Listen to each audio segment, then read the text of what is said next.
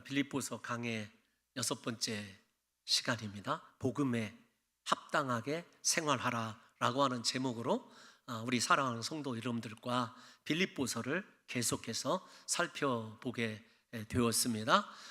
빌립보서의 서론이 끝나고 사도 바울이 본론을 시작하면서 자신의 삶의 존재 이유를 설명합니다. 그 존재 이유를 크게 두 가지로 설명하는데, 하나는 오직 예수 그리스도만 전파되는 것, 그것이 자신의 기쁨이다. 예수 그리스도의 전파. 두 번째는 살든지 죽든지 내 안에서 그리스도만 존귀히 여김 받기를 원한다라는 것입니다. 그리스도가 전파되는 것, 밖으로의 사도 바울의 믿음의 영향력이라고 할 수 있습니다. 그리스도가 존귀히 되는 것, 자신 안에서 수많은 영적인 싸움을 싸우고 자기 자신을 부인하고 오직 왕이신 그리스도만 높임받기를 원하는 가장 심령이 가난한 자의 신앙 고백이라고 그렇게 말씀을 드릴 수 있습니다. 다시 정리하면 사도 바울의 존재 이유는 안과 밖으로 오직 그리스도만 전파되기 위한 것이라고 한다면 내가 고난을 받아도 괜찮다. 내 안에서 그리스도 예수만 존귀히 여김 받기 위해서라고 한다면 살아도 죽어도 사는 것도 죽는 것도 내가 개의치 않겠다라고 하는 것이 본론의 강력한 시작이었습니다. 그러면서 오늘 본문을 우리에게 들려주고 있는데, 그 본문은 이제부터 빌립보서에 사랑하는 주든 성도들을 향한 내용이 담겨져 있겠죠.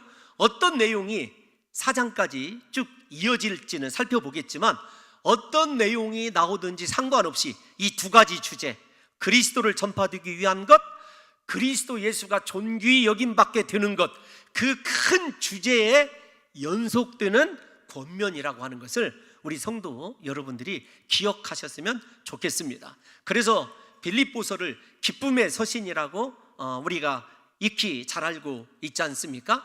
우리 인생의 기쁨이 어디에 있느냐? 이 땅에 존재하는 내 삶의 이유가 그리스도 예수를 전파하기 위한 것임을 깨닫고, 또 내 안에서 그리스도만 존귀히 여기는 것, 그것이 진정한 이 땅에서 기쁨과 행복을 소유하는 길이라고 하는 것을 우리 성도 여러분들이 다시 한번 이 본문을 시작하기 전에 마음속에 새겨두시면 좋겠습니다. 오늘 본문 27절은 오직이라고 하는 단어로 시작을 합니다. 오직이라고 하는 단어는 이 모논이라고 하는 단어인데, 사도 바울만이 딱 두 차례 사용한 단어입니다. 오직이라는 말을 썼을 때 어떤 뜻이냐면 다른 길은 없다, 이것밖에 없다라는 말입니다. 그러니까 모논이라고 하는 단어가 다른 것을 집중해서는 안 된다, 이것밖에 없으니 이것에만 집중해야 된다라고 하는 거예요. 그러면 사도 바울이 이것에만 집중해야 된다, 이것밖에 없다, 다른 길은 없다라고 하는 것을 이야기할 때, 그 다른 길은 없다라고 하는 것이 어떤 것이냐면 복음에 합당하게 생활하는 것입니다.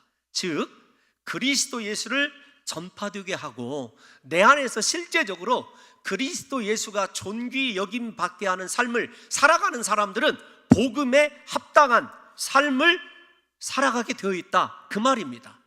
그러니까 여러분, 신앙은 입술의 고백이 전부가 아닙니다. 내 삶이 정말로 복음에 합당하게 살아가고 있느냐, 생활하고 있느냐라고 하는 것이 중요하죠. 복음이란 말씀, 유앙겔리온이란 말씀은 우리가 잘 알고 있습니다. 그리스도 예수께서 내가 아직 죄인 되었을 때 나를 위하여 십자가에 못 박혀 죽으신 그 은혜와 그 사랑을 깨달아 그 사랑을 자신의 것으로 만든 사람이 복음이 어떤 것인지를 알고 있는 것 아니겠습니까? 두 번째, 합당하다라고 하는 말은 여러분 일종의 잣대예요. 합당하다는 말이 기준입니다. 여러분 서양의 바닷가에 가보면 낚시하는 곳에 두 개의 이렇게 기둥이 서 있어요. 일종의 잣대이거든요. 그래서 고기를 잡았는데 애매하다 그러면 그 잣대를 통과하게 되어 있습니다. 잣대를 통과하면 다시 바닷속으로, 잣대에 걸리게 되면 자기가 얼마든지 고기망에 넣어서 가져갈 수 있거든요. 유대도 마찬가지고 서양의 문화도 마찬가지입니다. 여기서 합당하다라는 말은 어떤 것이냐면 네 삶이 복음에 비추어 봤을 때 복음의 기준에 통과된 진실로 인정받을 만한 믿음이다라고 하는 말이에요. 그래서 우리 사랑하는 성도 여러분들과 제가 내 삶을 언제나 어디에 비추어 봐야 되냐면 십자가 복음에 비추어 봐야 됩니다. 예수 그리스도의 십자가 은혜를 통하여 내 삶을 비춰 봤을 때 그 은혜에 합당하게 내가 그 은혜를 위하여 그리스도를 위하여 살아가고 있는지를 우리가 생각해 봐야 합니다. 또 하나, 생활하라라고 하는 단어는 빌립보 도시 그리고 빌립보 교회 모든 이 상황과 환경을 관통하는 아주 중요한 말입니다. 어떤 뜻이냐면 이 생활하다라고 하는 말은 폴리듀 에스테라고 하는 합성어예요. 여러분 폴리라고 하는 말 많이 들어보시죠? 영어의 정치를 얘기할 때도 폴리티션, 정책, 폴리시 다 이런 말, 정치라는 말이에요. 그런데 그 정치의 출발점이 시민이거든요. 사람이거든요. 국민이에요. 그래서 생활하다라고 하는 폴리튜 에스테라고 하는 말은 어떤 말이냐면 시민이 되라 혹은 시민답게 살아라예요. 그래서 빌립보서에는 이 빌립보와 빌립보 교회를 관통하는 이 폴리튜 에스테가 자주 등장합니다. 대표적으로 등장하는 것이 어디냐면 빌립보서 3장 20절 한 번만 다 같이 읽어보겠습니다. 시민권이라는 이야기가 나오거든요. 그때 가서 또 자세히 이야기하겠습니다만 한번 읽어보겠습니다. 시작. 그러나 우리의 시민권은 하늘에 있는지라 거기서부터 구원하는 자 곧 주 예수 그리스도를 기다리노니. 아멘. 시민답게 살아라 그 말이에요. 생활하라라는 말이 무슨 말입니까? 너 복음에 합당한 자는 하나님 나라 시민이다. 그러면 네 삶을 돌아봐라. 세상 법과 세상 방법에도 합당하게 살아야 되지만 십자가 은혜, 구속의 은혜에 네가 정말로 적합한 삶을 살아가고 있느냐를 확인하라는 거예요. 그런데 이 말이 제가 2번이나 빌립보 교회와 빌립보 전체 도시를 관통하는 중요한 단어다 이렇게 말씀을 드리는 이유가 있습니다. 왜 그러냐면 이 생활하다라고 하는 단어를 썼을 때에 빌립보 교인들이 아주 피부로 느끼는 단어이기 때문에 그래요. 빌립보의 역사와 밀접한 관련이 있습니다. 빌립보는 우리가 잘 아는 대로 아시아와 유럽을 잇는 중요한 도시예요. 항구 도시입니다. 에게를 사이에 두고 그렇게 우리가 잘 아는 터키의 요즘 말로 트로이라고 하는 그 단어와 동네와 연결되어져 있는 도시인데 항구 도시이고 그 다음에 유럽의 북단에 있는 도시이기 때문에 언제나 어떤 정치의 영역이 잘 미치지 않는 곳이에요. 치안도 잘 미치지 않아서 우리가 잘 아는 우리말, 순우리말이 있습니다. 빌립보 사람들을 야만인이라고 불렀어요. 왈패라고 불렀습니다. 항구 도시를 한번 생각해 보세요. 법도 잘 따르지 않고 그냥 완력으로 살아가는 사람들.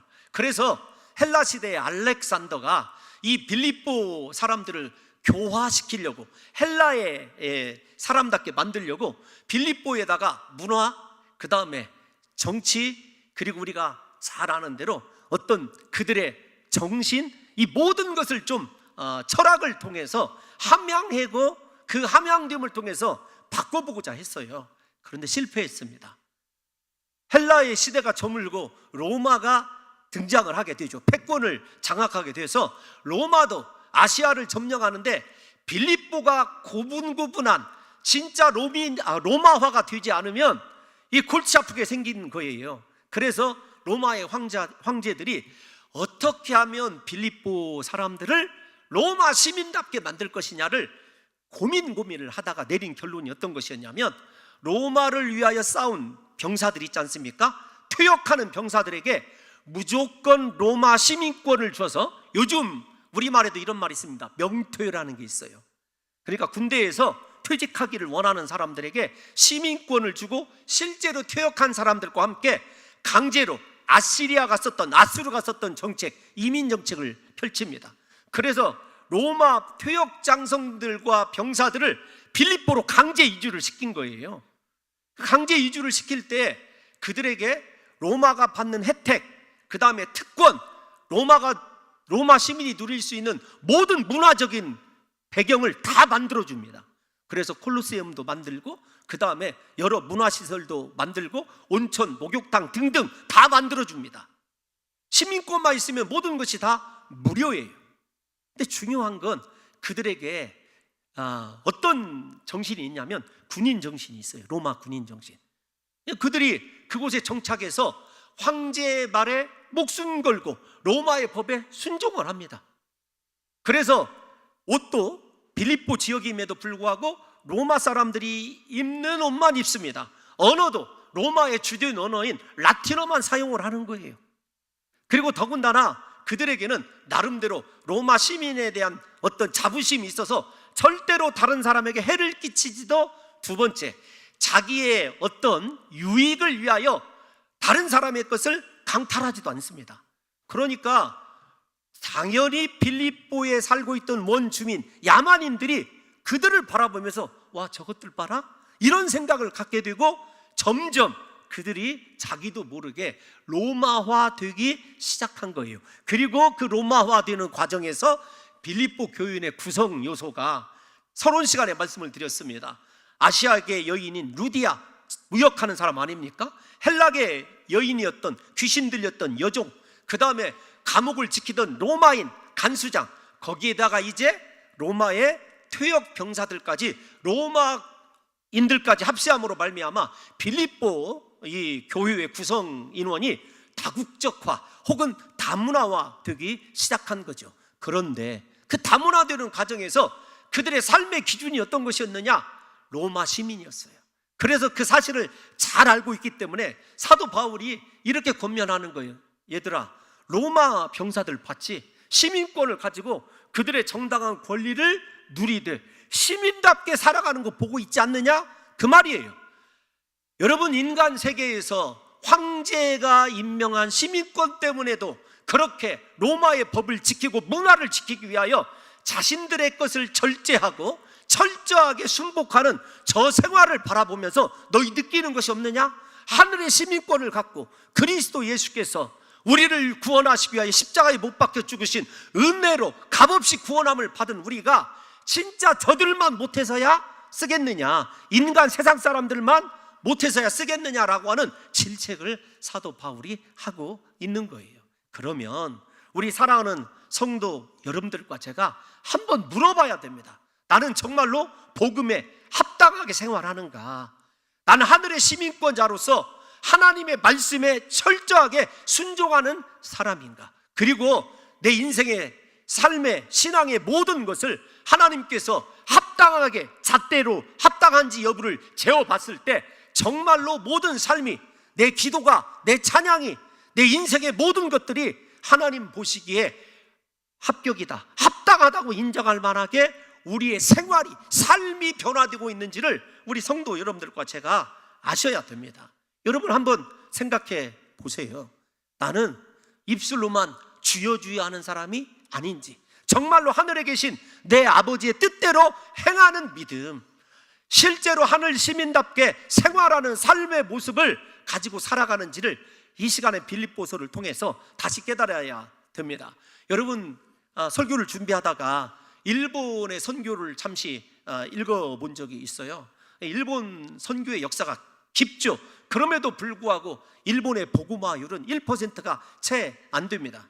그런데도 일본을 위하여 목숨 바쳐 헌신한 사람들이 많아요. 근데 제가 알고 있는 책을 읽다가 아직 전체를 다 찾아보지는 못했습니다만 프랭크라고 하는 박사님이 계셨어요. 근데 그분은 일본 열도 가운데서 이 본토 섬을 전도한 사람이 아니라 일본 섬에 속해 있는 작은 섬들을 전도하는 사람이었습니다. 근데 그 사람이 성경을 나눠주면서 복음 전하는 일을 아주 열심히 했던 것 같아요. 그 선교사님을 돕는 이 한 일본인 형제가 있었습니다. 근데 어느 날 그 형제가 와서 선교사님, 오늘은 저 섬에 가서 성경을 나눠줘야 됩니다. 근데 그날 선교사님이 너무 힘들어서, 형제님, 제가 너무 피곤하고 힘들어서 그러니 선교사인 나보다 형제가 직접 성경을 가지고 나누어 주는 것이 어떻겠습니까? 이렇게 말을 하자 이제 그 내용, 지금부터 말이 굉장히 제 가슴을 울렸어요. 어떤 거냐면, 선교사님, 그들은 성경을 통해서 예수 그리스도를 읽는 것이 아닙니다. 그들은 선교사님을 통해서 예수 그리스도를 읽고 있습니다. 여러분, 무슨 말입니까? 제가 성경을 폄하하는 말 같습니까? 아닙니다. 사실 그들은 글을 몰라요. 그런데 성경은 받았지만 읽을 수는 없지만 자기들에게 복음을 전하는 그 선교사의 삶을 통해서 성경의 내용이 어떤 것인지를 읽고 있다라는 거예요. 여러분, 어떻습니까? 여기 서 있는 목사가 설교하는 것이 아니라 제 삶을 통해서 제 곁에 서 있는 우리 장로님들이 저를 읽고 계실 것 아니에요? 우리 사랑하는 성도 여러분들도 먼 발치에서 저를 말씀이 아니라 제 삶을 통해서 읽고 있을 것 아니겠습니까? 저만 그러겠습니까? 사랑하는 성도 여러분들이 예수 믿고 신앙생활 하는 사람인 걸 모두가 다 하는데, 여러분의 삶을 읽으면서 그들이 예수 그리스도를 발견할 수 있다고 한다면 그 사람이 복음에 합당한 삶을 살아가고 있는 사람이죠. 저는 우리 사랑하는 봉동중앙교회 성도 여러분들과 제가 그리스도 예수의 편지가 되어서 우리를 바라보는 이들마다 예수 그리스도가 어떤 분이고 십자가 사랑이 어떤 것이겠구나라고 하는 것을 읽을 수 있는 진정한 하늘 시민답게 생활하는, 복음에 합당하게 살아가는 믿음의 실천력이 있는 성도들이 되시기를 예수님의 이름으로 축원합니다. 이렇게 오직이란 말을 통해서 복음에 합당하게 생활하라 라고 하는 전제를 사도 바울이 던져주고, 그러면 복음에 합당하게 생활하는 것은 어떤 것이냐를 우리에게 크게 두 가지로 설명을 해줍니다. 다시 27절을 띄워놔 주게 되면, 여러분, 내가 너희에게 가보나 떠나 있으나, 무슨 말입니까? 내가 가든지 안 가든지 물리적인 만남은 상관이 없다라는 거예요. 어떤 거냐면 너희가 한 마음으로, 이렇게 얘기를 합니다. 이 말은 어떤 것이냐면, 한 마음으로는 단순히 마음이 하나가 되어야 한다라는 뜻이 아니에요. 마음이지만 너희의 영까지 하나가 되어야 된다라고 하는 완전한 연합을 이야기하는 것입니다. 그러니까 아주 중요한 복음에 합당한 생활이 어떤 거냐면, 먼저 한 마음을 이룰 수 있는 자예요. 우리가 신앙생활 할 때 가장 중요한 것이 어떤 것이냐면, 한 마음 되기 위해서는 자기 자신을 희생해야 되거든요. 내려놔야 돼요. 제가 늘 드리는 말씀이지만, 사랑해서 결혼을 했습니다. 결혼을 했음에도 불구하고, 사랑함에도 불구하고 왜 다툼이 일어나게 될까요? 그동안에 각기 다른 가정 환경, 다른 문화, 다른 삶의 가치관과 패턴 속에서 살아온 것들이 은연중에 여러분 충돌하는 것 아니에요? 그 충돌을 피하는 길은 다른 사람이 옆에 있는 배우자가 변하는 것이 아니라 내가 변하는 거예요. 내가 맞춰주는 거예요. 그래서 진짜 사랑하면 상대방에게 맞추어 갈 줄 아는 것이 있어요. 여기 한 마음이 그런 것입니다. 그래서 여러분, 사실은 신앙생활 하는 데 있어서 가장 큰 헌신은 어떤 것이냐면, 마음이 하나 되기 위하여 내 자신을 포기하는 것입니다. 두 번째, 서서라는 말은 앞에서 제가 빌립보 교회의 구성 요소가 로마의 퇴역 병사들이 있다라고 말씀을 드렸지 않습니까? 그래서 빌립보서에는요, 유달리 군대 용어가 많이 등장을 합니다. 서서라는 말이 바로 그 군대 용어예요. 어떤 거냐면 자신의 자리에 굳게 서 있는 거예요. 어떠한 경우에라도. 이것은 로마의 이 전술 가운데, 보병의 전술 가운데 제가 팔랑카스라고 하는 이 전술인데요, 한 번만 따라서 하시겠습니까? 저 혼자 하려고 하니까 심심해서. 팔랑크스 한번 따라서 해보십시오. 혹은 팔랑카스. 두 가지 똑같은 말이에요. 내가 힘이 들다, 이 자리를 떠나고 싶다, 신앙의 시험이 찾아왔다 했을 때 팔랑크스를 생각하셔야 됩니다. 어떤 거냐면, 보병의 전술 가운데 상대방도 긴 창을 든 이 기병들이 이렇게 맨 앞에 서서 창을 들고 공격을 하잖아요. 로마의 보병의 맨 앞에 방패를 들고 서 있는 병사들이 있어요. 방패를 들고 서 있는 병사들이 어떻게 서 있냐면, 혼자 방패를 들고 있는 것이 아닙니다. 서로 방패를 어긋나게 기대고 서서, 다른 말로 얘기하면 방패와 방패를 연결해서 그 자리를 굳게 지키고 서 있는 거예요. 그것이 서다라고 하는 헬라어 단어입니다. 여러분, 맨 앞에 서서 얼마나 두렵겠습니까? 젤로 먼저 공격을 받는데요, 그리고 젤로 많이 죽습니다. 그런데 자기 자신이 굳건하게 서 있어야 나머지 뒤에 서 있는 궁수들과 다른 보병들이, 칼을 들고 서 있는 사람들이 전열을 가다듬고 한 번 방어해내고 공격할 수 있는 것 아니에요? 그러니까 그 자리에서 이탈하면 안 되는 거죠. 여러분, 제가 언젠가들 말씀을 드렸습니다만은 이 폼페이가 베수비우스 그 화산의 폭발로 인해서 용암 화산이 폭발하니까 얼마나 이 시뻘건 이 용암이 흘러내리지 않습니까? 그냥 상상만 한번 해보세요. 그런데 그 폼페이를 지키고 있는 병사가 그대로 열중샷자리에서 창을 잡은 그대로 여러분, 용암에 화석화된 그런 실제적인 예가 있어요. 그런데 그걸 어떤 작가가 그림을 그렸습니다. 그 모델을 대상으로. 그 그림의 제목이 어떤 것이냐면 충성이에요. 충성. 죽을 줄 알면서도 자신의 자리를 끝까지 지키다가 그대로 화석된 모습. 지금 사도 바울이 우리에게 얘기하는 거 이런 거예요. 네가 조그마한 고난이 찾아왔다고? 혹은 네 개인 혼자 살겠다고? 절대로 도망가지 말라는 거예요. 서서라는 말이 그 말입니다. 사랑하는 성도 여러분들이요, 사도 바울은 빌립보 교회와 성도들에게 복음의 진리를 위해서라고 한다면, 하나님이 나에게 맡기신 사명을 위해서라고 한다면 너 그 자리를 생명 내걸고 서서 지키라, 이 말입니다. 그 다음에 협력하라, 합력하라 라는 말, 이 단어도 두 개의 단어의 합성어입니다. 전치사 함께라고 하는 쉰이라고 하는 말과 둘룬테스라는 말이 함께 합쳐져서 쉰아 둘룬테스라는 말이에요. 그러니까 어떤 말이냐면 함께 있어야 된다는 거예요. 신앙생활은 함께하는 것입니다. 여러분, 우리가 요즘 시대에 익명으로, 그 다음에 혼자 신앙생활하는 거 참 편리합니다. 그런데 그런 사람에게는 마귀조차 관심을 두지 않아요. 왜냐하면 주를 위한 싸움을 할 수 없기 때문에 그래요.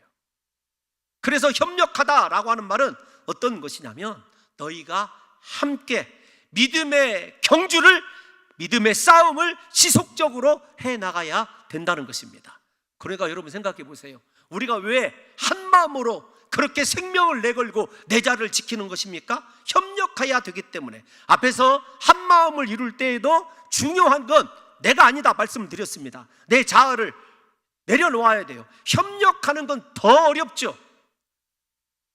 특별히 오늘같이 신앙생활을, 어떤 직분을 계급적으로 이해하는, 수직적으로 이해하는 문화가 강한 한국 교회에서 다른 사람이 하는 일에 대해서 내가 누구인데를 버리고 협력해 줄 수 있는 것, 이거 너무나 어려운 일이거든요. 제가 일부 예배 때 이런 말씀을 드렸어요. 내년도에 새로운 이 교회의 어떤 시스템을 위해서 많은 인적인 이 변화가 있을 거예요. 그런데 제가 그 감동을 받은 예가 하나 있습니다. 어떤 예냐면 어느 분이 지휘를 참 열심히 하시는 분이었어요. 근데 제가 이제 지휘를 한번 바꾸고 싶습니다. 그랬을 때 지휘를 내려놓으면 저분이 어떻게 할까를 제가 한번 바라본 적이 있어요.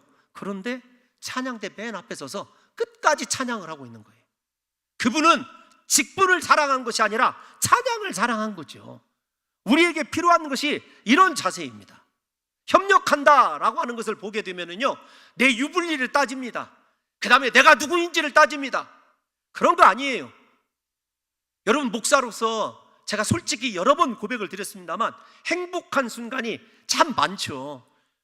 설교자로서 설교하는 것, 이렇게 귀한 성도들 앞에서 하나님의 메시지를 선포하는 건 행복입니다. 그런데 사실 그보다 더 진한 행복을 누릴 때는 언제냐면요, 주일날 모든 성도들이 다 돌아갔을 때 혼자 교회를 둘러보고 불 켜져 있는 화장실에 불을 끄고 그 다음에 어지러져 있는 쓰레기통을 잠시나마 정리해 놓고, 그때가 하나님, 나를 이런 일에도 쓸모 있는 자로, 이런 일이라도 사용해 주셔서 감사합니다. 그때는요, 정말로 밤이어서 그런지는 몰라도 약간 울컥해요. 하나님의 집을 내가 돌보고 있다, 성도들을 위해서. 그때가 행복입니다. 오늘날 가장 하기 어려운 것, 협력이 가장 어려워요. 함께 서서 싸워나가는 것이 가장 어렵다는 것입니다. 그런데 신앙생활에서요, 독불장군은 없습니다. 우리는 이런 기도를 하죠. 하나님, 나에게 탁월한 능력을 주세요. 탁월한 은사를 주세요. 하나님, 내가 하나님의 위대한 일을 하고 싶습니다. 그거 상당히 위험한 기도예요. 하나님이 탁월한 능력을 주고 탁월한 권세를 주면은요, 잠시는 반짝거립니다. 그런데 얼마 못 가서 반드시 넘어지더라고요. 독선에 빠지거나 아니면 자기 공에 취해서 무너지거나 둘 중에 하나예요. 성경을 보면 진짜 그래요. 예를 들면 삼손을 한번 생각해 보십시오. 삼손보다 더 위대한 사사가 어디가 있습니까? 힘이 뛰어나고 성령의 깊은 감동이 있고, 거기에다가 우리가 삼손을 생각할 때 피지컬적으로만 뛰어난 사람 아닙니다. 그에게는요, 지혜도 있었어요. 그래서 그가 블레셋 사람들에게 수수께끼를 낼 때 수수께끼를 내는 문제와 답이 히브리어의 첫 자음이 다 들어가게 되어 있어요. 우리말로 얘기하면 가나다라 마바사가 다 들어가고 답도 가나다라 마바사의 합한 답이 나와야 돼요. 그러니까 여러분, 삼손을 힘만 좋은 우직한 사람 아닙니다. 하나님이 지혜도 사랑할 수 있는 정서도 힘도 주었던 사람이에요. 그 사람이 온전했습니까? 넘어지게 되어 있어요. 그런데 진짜 동역의, 협력의 중요성을 아는 사람들, 다윗에게는요, 요나단이 있었습니다. 다윗에게는 우리가 잘 아는 대로 여러 용사들이 함께 했어요. 사도 바울은 어떻습니까? 사도 바울에게 실라가 있었죠. 디모데가 있었죠. 누가가 있었죠. 그래서 혼자는 위험한 거예요. 어떤 사람이 정말로 신앙생활을 잘 하는 사람이냐면, 하나님, 나에게 낮은 마음을 허락하여 주시사 그 누구와도 아름답게 합력하여 하나님의 선을 이룰 수 있는 사람이 되게 해달라고 기도하는 것이 중요합니다. 왜 그럴까요? 왜 빌립보서로 돌아와 보면 빌립보서로 지금 갈등 관계에 있습니다. 위기에 있어요. 우리가 잘 아는 대로 두 명의 여성 지도자 유디아와 순두개가 갈등하고 있어요. 위기입니다. 여러분, 거듭 말씀을 드리지만 왜 그럴까요? 그래서 그들을 사도 바울이 의식하면서 너희 한 마음을 품어라, 너희 함께 같은 자리에 서서 함께 합력하라, 이 말은 어떤 것이냐면, 협력하는 말 속에 야, 내가 1번이야, 내가 잘 되고 너야, 그런 것이 아닙니다. 우선 옆에 있는 사람이 온전하게 서 있어야 나도 기대고 함께 전열을 가다듬을 수 있는 것 아니겠습니까? 그래서 복음에 합당한 생활을 하는 사람은요, 마음을 하나로 묶을 줄 아는 사람이에요. 협력할 줄 아는 사람입니다. 다시 말씀을 드리지만 가끔 우리 장로님들과 이런 이야기 할 때가 있어요. 목사님, 우리 교회는 진짜 큰 부자가 없어서 감사해요. 우리 장로 중에도 큰 부자가 없어서 감사합니다. 우리 장로님들이 말씀하셔요. 가장 가난한 장로님이 은혜예요, 은혜. 진짜 은혜예요. 함께 특별한 사람이 없으니까 합력할 수밖에 없거든요. 그게 큰 우리 교회의 장점입니다. 그렇다고 한다면 우리 성도 여러분들과 제가 어떻게 이 말씀을 받아들여야 될까요? 교회는 여러분, 특별한 한 사람에 의해서 좌지우지해서는 안 됩니다. 제가 10여 년 전에 일을 기억합니다. 뉴욕 일이 있어서 뉴욕에 방문했었을 때 참 한 교회에 장로님이 그 교회에 50% 이상의 예산을 감당한대요. 여러분, 그 교회 예산이 그 당시에 우리 돈으로 400억입니다. 여러분, 200억은 다 기본적으로 가지고 계시죠? 그러니까 여러분, 절대 놀라는 기색이 안 일어나는 거예요. 그래, 나도 통장 까보면 그 정도는 있어. 여러분, 부럽습니다. 그 교회가 어떻게 되었을까요? 다른 교회를 비판하고자 하는 것이 아닙니다. 우리의 삶 속에서 진실로 하나님을 사랑하고 하나님의 복음을 깨닫고 있다고 한다면, 나는 가장 낮은 자가 되었을 때, 그리스도 예수의 복음을 알게 됐을 때, 여러분, 어떤 사람이든지 섬기면서 그 사람이 세워질 수 있도록, 교회가 세워질 수 있도록 헌신하는 것 아니냐고요. 여러분, 그래서 신앙에 한 사람, 능력 있는 사람은 언제나 위험한 거예요. 그래서 솔로몬도 그렇게 이야기하고 있지 않습니까? 한 사람은 패하거니와 삼겹줄은 끊어지지 않는다. 한 사람은 언젠가는 패하게 되어 있어요. 솔로몬이 왜 망했습니까? 솔로몬 혼자만 지혜가 탁월했기 때문이에요. 지혜가 탁월하니까 옆에 있는 선지자 말도, 지혜로운 사람의 말도 들리지 않는 거죠. 그래서 우리에게 무언가가 있다라고 하는 것은요, 상당히 위험한 거예요. 없는 것 때문에 넘어지는 사람은 제가 본 적이 없습니다. 있는 것 때문에 넘어지는 사람은 많이 보았습니다. 두 번째, 복음에 합당하는 사람들에게는요, 두려움이 없어요. 담대함이 있습니다. 28절 다 같이 한번 읽어보겠습니다. 시작. 무슨 일에든지 대적하는 자들 때문에 두려워하지 아니하는 이 일을 듣고자 함이라. 이것이 그들에게는 멸망의 증거요 너희에게는 구원의 증거니 이는 하나님께로부터 난 것이라. 아멘. 잠깐만 좀 띄워놔 주세요. 가장 중요한 단어가 어떤 것이냐면 두려워하다라는 단어예요.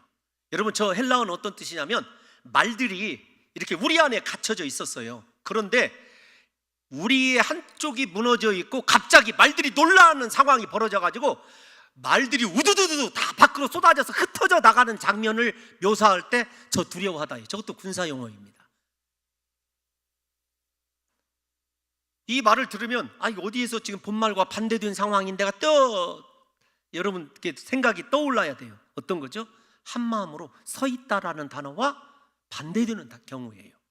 그런데 그 두려움, 왜 놀라서 도망가느냐라고 하는 것, 그 사람에 대해서 사도 바울이 설명을 해놨어요. 어떤 거냐면 두려워하는 사람은 절대로 하나님께로부터 난 사람이 아니다. 두 번째, 두려워하는 사람은 멸망한 사람이다.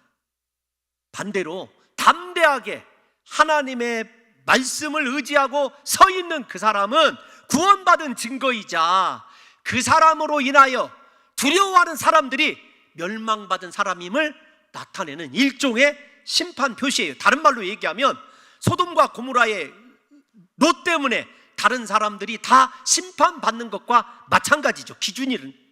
우리의 기준이 어떤 거냐면 그래서 두 가지예요. 복음에 합당하게 생활한다는 것이 한 마음으로 서서 협력할 줄 아는 것, 두 번째로는 어떤 상황 가운데서도 무슨 일을 만나도 두려워하지 않는 거예요. 염려하지 않는 것입니다. 근심하지 않는 거예요. 우리가 잘 알고 있지 않습니까? 성경에 나오는 위대한 사람들, 다윗 잘 아시죠? 모든 이스라엘 백성들이 다 두려워서 산에 계곡에 숨고 동굴에 숨어 있을 때 다윗만큼은 골리앗 앞에 나는 만군의 주 여호와의 이름으로 내게 나가노라 담대하게 서 있는 것 우리가 다 잘 알고 있지 않습니까? 그래서 시편 3편 6절을 보게 되면 다윗이 이렇게 고백을 해요. 시작. 천만인이 나를 애워싸 진친다 하여도 나는 두려워하지 아니하리이다. 아멘. 사랑하는 성도 여러분, 여러분들의 믿음이 하나님께로부터 난 것입니까? 여러분에게 확실한 구원의 증거가 있습니까? 두려워하지 마십시오. 어떤 상황을 만나도 지금의 고난 앞에서도 위기 앞에서도 두려워하지 마시고 내 안에 계신 하나님을 신뢰하고 믿음으로 나가는 그 사람이 진짜 복음에 합당한 생활하는 사람이라는 것을 우리 성도 여러분들과 제가 믿으심으로 말미암아 새로운 믿음의 힘을 내시기를 예수님의 이름으로 축원합니다. 여러분, 에스더가 어떻게 했습니까? 죽으면 죽으리이다. 다니엘의 세 친구가 풀무불 앞에서 두려워했던가요? 아닙니다. 다니엘이 사자굴 앞에서 두려워했던가요? 아닙니다. 저와 여러분의 인생 가운데 두려움은 멸망의 증거라고 하는 사실을 가지시고 신앙생활 하다가 우리 인생에 어떤 시험과 아픔이 있어도 두려워하기보다는 그 두려운 일을 통해서 일하실 하나님을 기대하는 진정한 믿음의 사람이 되시기를 예수님의 이름으로 축원합니다. 그래서 그 두려움에 대해서는 사도 바울이 이어서 설명을 우리들에게 해주고 있어요. 다시 29절 한 번만 띄워놔 주세요. 29절 시작. 그리스도를 위하여 너희에게 은혜를 주신 것은 다만 그를 믿을 뿐 아니라 또한 그를 위하여 고난도 받게 하려 하심이라. 아멘. 여러분, 중요한 단어가 어떤 것이냐면 그리스도를 위하여, 그리스도를 위하여예요. 그를 위하여라고 되어 있지만 그리스도를 위하여. 잘 들으셔야 됩니다. 여러분, 하나님께서 우리에게 은혜를 주시고 믿음을 주신 것은요 나를 위한 것이 아니에요. 왜 그렇게 신앙생활 하면서도 나에게 집착하냐면 그건 말세의 현상이기도 합니다. 디모데후서 3장에서 말세에는 이런 일이 일어날 것이다. 사도 바울이 디모데에게 얘기하면서 어떻게 이야기를 하냐면 이렇게 얘기를 해요. 사람들이 자기를 사랑하고, 첫 번째가. 두 번째가 돈을 사랑하고예요. 자기중심적. 왜 빌립보 교회가 무너졌습니까? 여성 지도자 요디아와 순두개가 교회를 자기중심적으로 생각하기 때문에 그래요. 여러분, 목회자에게 가장 큰 위기는 다른 것이 위기가 아닙니다. 내가 어떤 상황을 판단하려고 했을 때 그것이 주를 위한 것인가, 아니면 어떤 교회적인 역량을 과시하고 싶거나 혹은 목회자로서의 무언가를 나타내려고 할 때가 인생의 가장 큰 목회적 위기예요. 위기. 그래서 우리에게 처음 먹은 마음, 처음 사랑이 중요한 것 아니겠습니까? 우리 사랑하는 성도 여러분들과 제가 분명하게 아셔야 될 것, 그리스도를 위하여 하나님이 내게 은혜를 주셨어요. 그런데 두 번째 29절을 다시 띄워놔 주세요. 은혜를 통해서 믿음만 주신 것이 아닙니다. 앞에서 말씀드렸습니다. 하나님을 신뢰하는 자들은 두려워하지 않아요. 믿는 자들은. 그런데 그것이 하나님의 은혜의 선물이에요. 믿음이.